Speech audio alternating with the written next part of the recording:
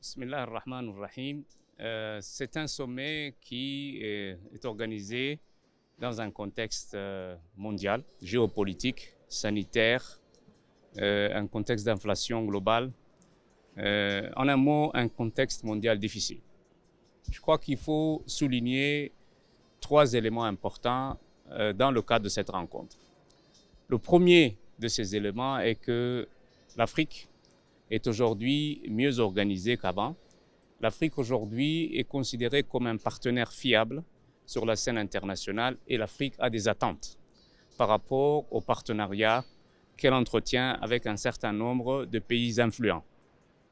Pour ce qui est de ce deuxième sommet, Afrique-États-Unis, l'agenda est très clair. L'Afrique a des attentes.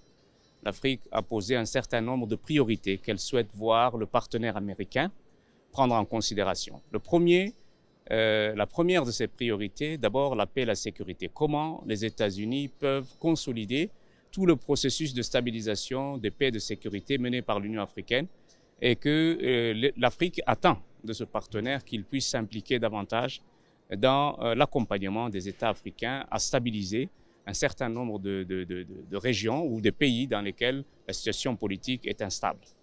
L'autre élément important que l'Afrique a sollicité en venant ici, c'est de voir une meilleure représentativité du continent sur la scène internationale et en particulier dans les instances multilatérales. L'Afrique demande et exige un siège permanent au Conseil de sécurité.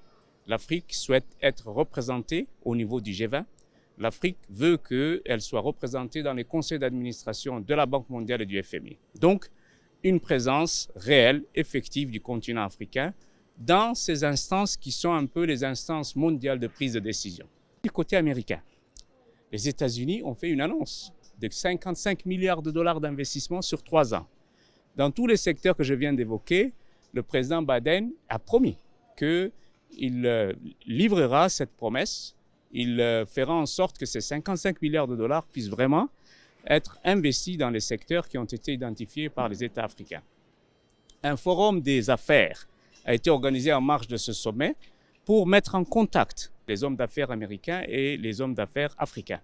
Et cela a permis de créer une synergie, de créer des partenariats et surtout de créer des plateformes à partir desquelles les communautés d'affaires peuvent commencer à travailler. Le président Guelleh a profité de sa présence dans le cadre du sommet pour mener des consultations, des entretiens avec beaucoup de pays amis, dont les États-Unis, le Kenya, etc., etc.